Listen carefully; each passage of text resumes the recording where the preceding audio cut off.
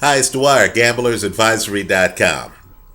For anybody who thinks I have it easy here online, that my crowd is not a highly analytical, highly challenging, very aggressive community here on YouTube, just look at the number of dislikes I've received on my post-fight Carl Froch versus Lucien Bute video. I believe I've topped 100 dislikes in just a few hours. Fair enough. I'm not complaining. Quite frankly, I'd have it no other way. I want to have the dialogue. I want my crowd to be aggressive. I want my viewers to be the people who watch a lot of boxing and who know the sport and who have strong opinions. So all I can say is for those of you who voice strong opinions, both on YouTube and yes, even on Twitter, I say bring it. Let's have the conversation. Let's do it. Okay? My point though, let me distill that prior video into just one point to answer a lot of the comments on the page. And I've read the comments. Dwyer, you suck. You're trying to save face, yada, yada, yada. Right? My point is simply this. Was there a punch that Carl Froch was landing with regularity that Lucien Bute could not do anything about before Bute gets hit with a bomb in the third round and loses his legs? Right? Can you here say that Carl Froch, style-wise, can land a blank all day on Lucien Bute? You tell me what the blank is. Is it a jab? Is it a right cross? Is it a left hook? Was there anything in Carl Froch's style that led you to believe before he hits Bute with a bomb and Bute is useless the rest of the fight, right? And that happens around the third round, right? The British broadcasting team literally says right after the punch lands, Bute has lost his legs, right? That happens in the third round. Now, before that third round, and I've read dozens of comments that Carl Froch won the first two rounds, right? Many people believe that there's not a moment of this fight that Lucien Bute wins, right? You know, someone even wrote, Dwyer, you're the only one who thought that the first two rounds were competitive. All I'm saying is go back to the first two rounds. We're hardcore fight fans. What exactly is Carl Froch's competitive advantage in those first two rounds, right? You know how when you're watching a fight and you say, oh yeah, you know, Floyd Mayweather can land that check left hook all day, right? Or you say, wow, this guy's jab is busting up the opponent, right? Tell me when Lucien Bute is 100% before he loses his legs in the third round, what exactly is Carl Froch's advantage in this fight? What is the punch that Carl Froch is landing routinely in the fight? Just say to yourself too, what exactly does Carl Froch have timed in those first two rounds? These are the questions that need to be asked because it's an either or.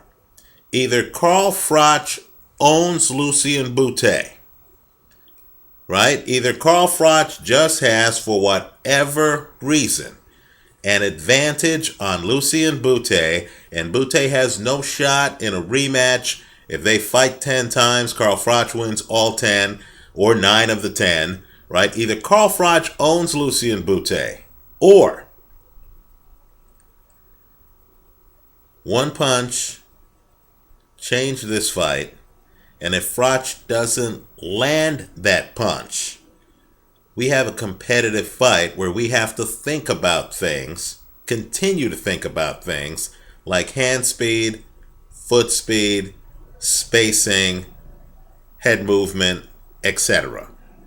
Right? So which one is it? Do you believe that Carl Froch beats Lucien Bute 10 times out of 10 times, or 9 times out of 10 times, right? Do you feel that the punch Carl Froch hit Bute with in the third round is one we can bank on him hitting Lucien Bute with in every subsequent fight? Let me go one step further.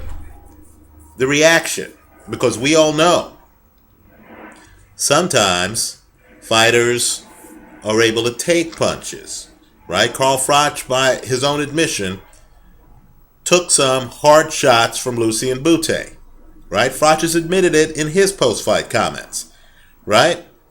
Do you believe Bute simply has no punch resistance or minimal punch resistance and will always lose his legs when hit with the shot Carl Froch hit him with in the third round? Right? That's the question.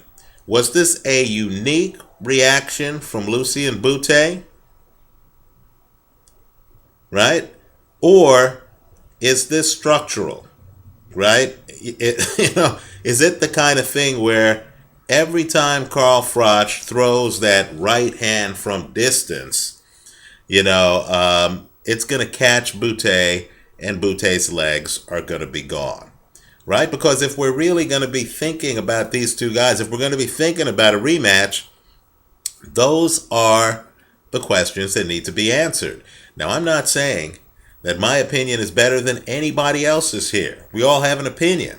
But let's at least frame the question. Okay?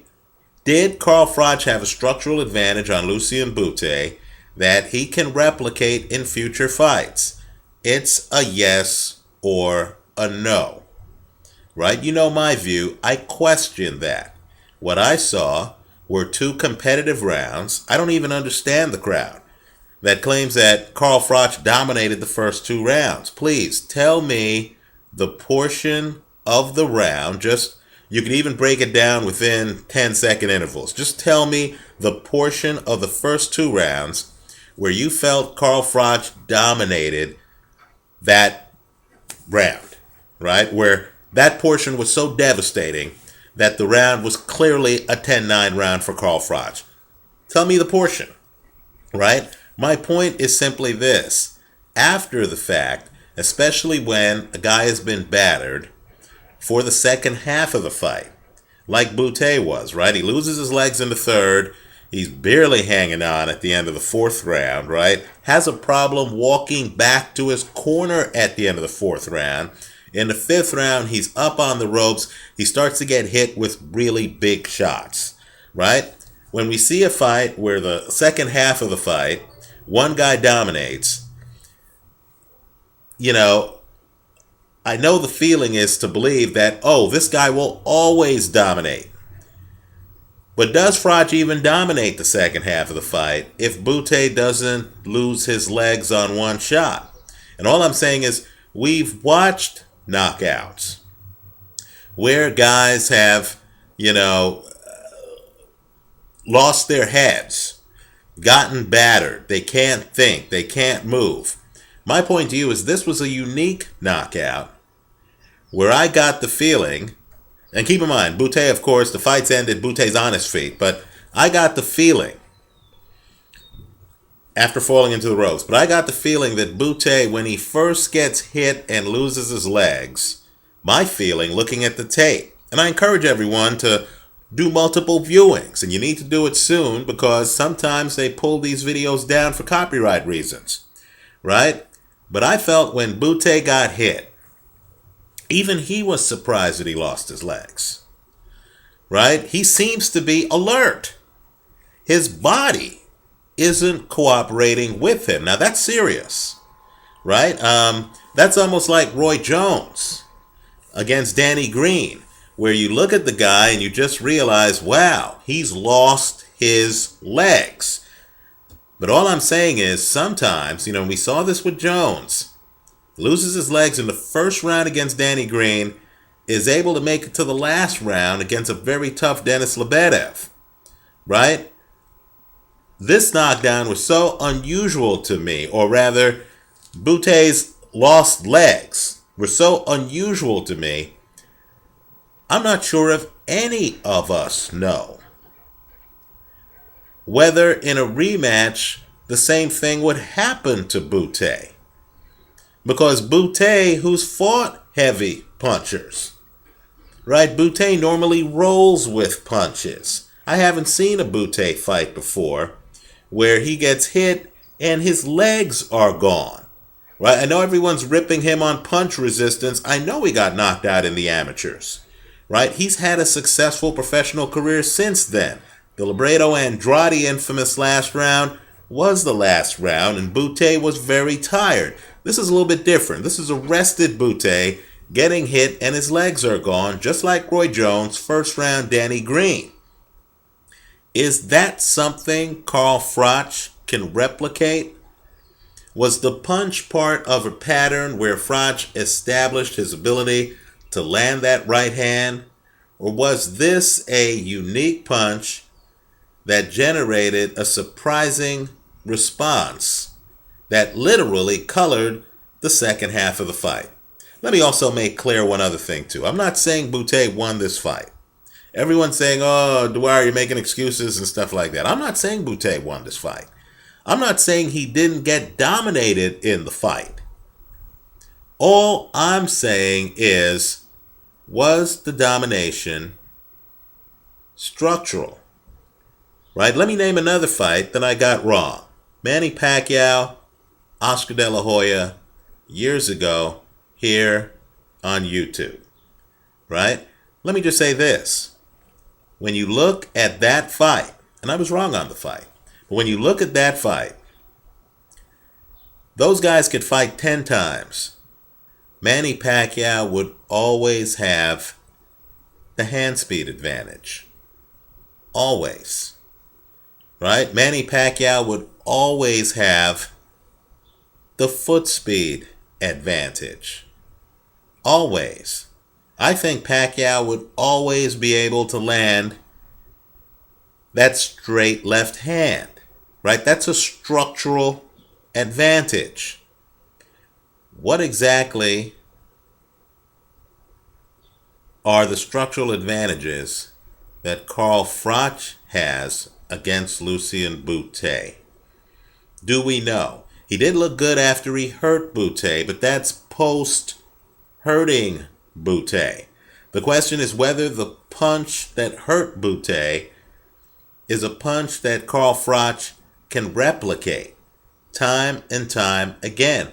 That's the question, right? So I don't mind getting ripped on YouTube.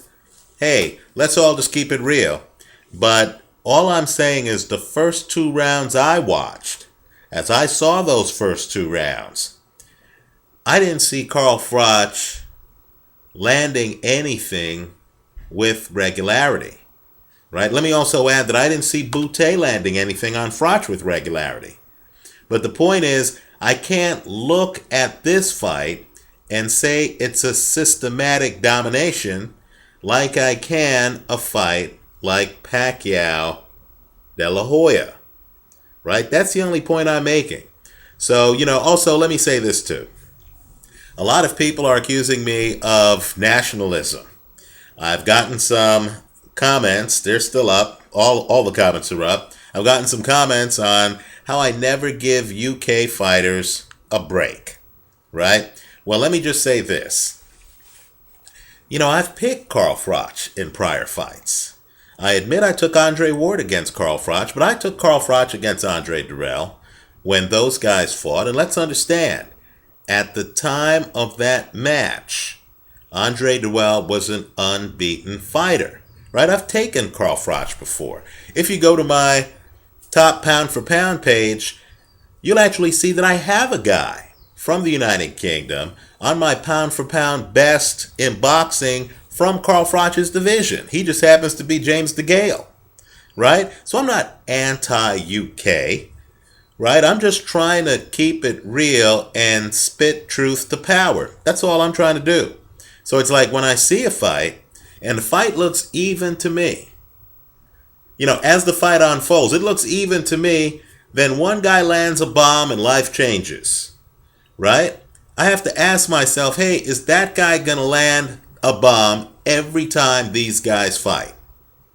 Right? And when he lands the bomb, is that bomb going to completely end Lucien Bute's ability to use his legs as it did in this fight?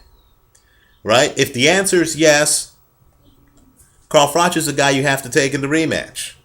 If the answer is no, then that rematch is up in the air, assuming that there isn't something neurologically different with Lucien Bute. Right? Bute's taken hard shots before. I haven't seen him lose his legs like this before. Right? And all I can say is the best analogy I can come up with is Roy Jones getting dropped by Danny Green. Jones, just has no legs after that. You can tell because when Jones gets off the canvas, he can barely stand. He can hardly get out the corner. What I saw with Bute was that Bute was there in the middle of the ring, almost trying to shake it out of his leg, right? And just couldn't move, couldn't do the things that are actually part of his game. Anyway, let me hear from you. I know I will because you always talk back. And, I welcome the comments. Let me hear from you. I hope you leave your comments. Continue to leave your comments for me here online. And I hope you continue to visit us at gamblersadvisory.com. Thanks for watching.